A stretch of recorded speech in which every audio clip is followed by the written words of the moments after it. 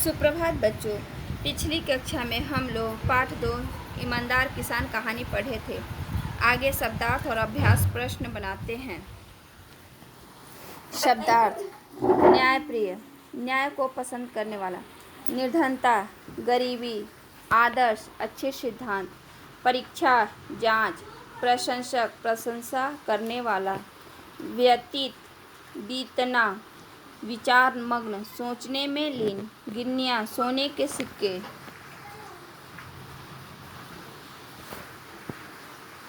स्वर्ण कलश, सोने का घड़ा। इनाम, पुरस्कार। मिसाल, उदाहरण या नमूना। इंकार, मना करना। प्रजापालक, प्रजा का पालन करने वाला। भौचक्का रह गया, आश्चर्यचकित रह जाना या हैरान होना। घर कर जाना, मन में आ जाना या मन में बैठ जाना।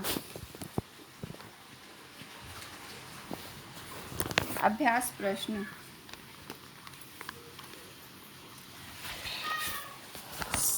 सही विकल्प चुनें।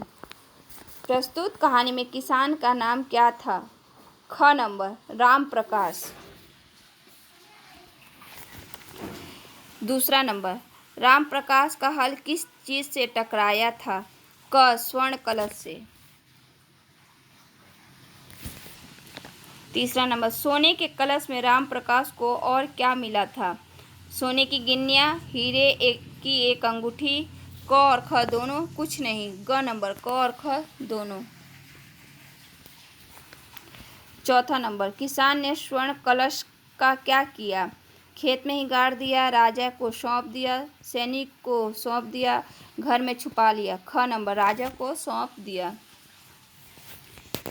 किसान की ईमानदारी देखकर राजा पर क्या प्रतिक्रिया हुई? भौचक्का रह गया, बड़ी ग्लानि हुई, प्रसन्न होकर किसान को पुरस्कृत करना चाहा। सभी। घ नंबर, सभी। किसान ने राजा से सोने की गिन्नियाँ क्यों नहीं ली?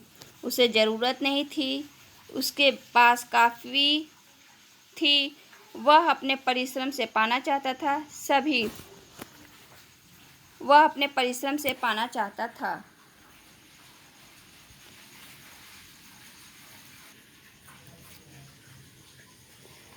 राजा का नाम क्या था? वह कहाँ के राजा थे? राजा का नाम भानु प्रताप सिंह था। वह राजगढ़ के राजा थे। राम प्रकाश कैसा व्यक्ति था? राम प्रकाश परिश्रमी एवं ईमानदार व्यक्ति था। हल चलाते हुए राम प्रकाश को क्या मिला? हल चलाते हुए राम प्रकाश को सोने की गिन्नियाँ और हीरे की अंगूठी मिला। अंत में जीत किसकी हुई? उत्तर, अंत में जीत मंत्री की हुई। पांचवा प्रश्न, राजा ने इनाम में राम प्रकाश को कितनी गिन्नियाँ देनी चाहिए? उत्तर, राजा ने इनाम में राम प्रकाश को 100 गिन्नियाँ देनी चाहिए। राजा भानु प्रताप सिंह कैसा राजा थे? राजा भानु प्रताप सिंह न्यायप्रिय एवं प्रजापालक राजा थे। एक दिन उनके मन में क्या विचार आया? उत्तर, एक दिन उनके मन में यह विचार आया कि कोई भी व्यक्ति निर्धनता में अपने आदर्शों पर टिका नहीं रह सकता। अपने इस विचार की परीक्षा लेना चाहता था। तीसरा प्रश्न, राजा ने मंत्री को क्यों बुलाया? उत्तर, राजा ने मंत्री को इसलिए बुलाया कि क्या कोई ऐसा व्यक्ति है जो गरीबी में ईमानदार बना हुआ हो, जिसकी परीक्षा ली जा सके। चौथा प्रश्न, राम प्रकाश कौन था? उसकी क्या विशेषता थी?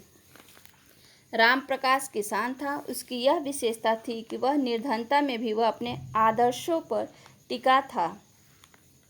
प्रश्न 5, राम प्रकाश राजा के दरबार में क्यों गया? उत्तर, राम प्रकाश राजा के दरबार में सोने के गिन्नियों से भरे कलश और हीरे की एक अंगूठी देने गया। प्रश्न 6, राम प्रकाश ने क्या कहकर गिन्नियाँ लेने से इनकार कर दिया? राम प्रकाश ने यह कहकर गिन्नियाँ लेने से इनकार कर दिया कि मैं अपनी मेहनत से कमाई रोटी खाना चाहता हूँ। अगर मैंने ये गिन्नियाँ आपसे ले ली तो मेरे मन में लोभ, लालच और पाप भर जाएगा। भाववाचक संज्ञा लिखो। निर्धन निर्धनता, सत्य का सत्यता, ईमानदार का ईमानदारी, सुंदर का सुंदरता, गरीब का गरीबी, परिश्रम का परिश्रमी। अनेक शब्दों के लिए एक शब्द। जो व्यक्ति न्याय पसंद करता हो, न्यायप्रिय। जो राजा प्रजा का पालन करता हो, प्रजापालक। जो सदा सत्य बोलता हो, सत्यवादी। परिश्रम करने वाला, परिश्रमी। जो प्रशंसा करे, प्रशंसक। निम्नलिखित वाक्य में आए सर्वनाम शब्द छांटो और उसके भेद लिखो। वे बहुत न्यायप्रिय थे। इसमें सर्वनाम वे होंगे और इसका भेद ये अन्य पुरुष वाचक है। यह पुरुषवाचक सर्वनाम है। इसके भी 3 भेद होते हैं: उत्तम पुरुष, मध्य पुरुष, अन्य पुरुष। इसमें वक्ता किसी दूसरे के बारे में बता रहा है, इसलिए यह अन्य पुरुष सर्वनाम है। उनके राज्य में एक किसान रहता था। यह भी अन्य पुरुष है। इसमें उनके सर्वनाम है। वह बहुत परिश्रमी था। वह हो गया सर्वनाम, बहुत परिश्रमी था। इसमें पुरुषवाचक और निश्चयवाचक दोनों ही प्रयुक्त होंगे। उसने मंत्री को बुलाया। उसने सर्वनाम होंगे, यह अन्य पुरुषवाचक सर्वनाम होंगे। कौन आया, यह प्रश्नवाचक सर्वनाम है। कौन इसमें सर्वनाम होगा और इसका भेद होगा प्रश्नवाचक। कोई बाहर खड़ा है। कोई हो गया सर्वनाम और बाहर खड़ा है, इसलिए यह अनिश्चित सर्वनाम है। मैं परीक्षा लूँगा। मैं इसमें सर्वनाम होगा और यह पुरुषवाचक सर्वनाम है। नीचे लिखे शब्दों का प्रयोग करते हुए वाक्य बनाओ। बच्चों, इन सब को आप स्वयं बनाइएगा।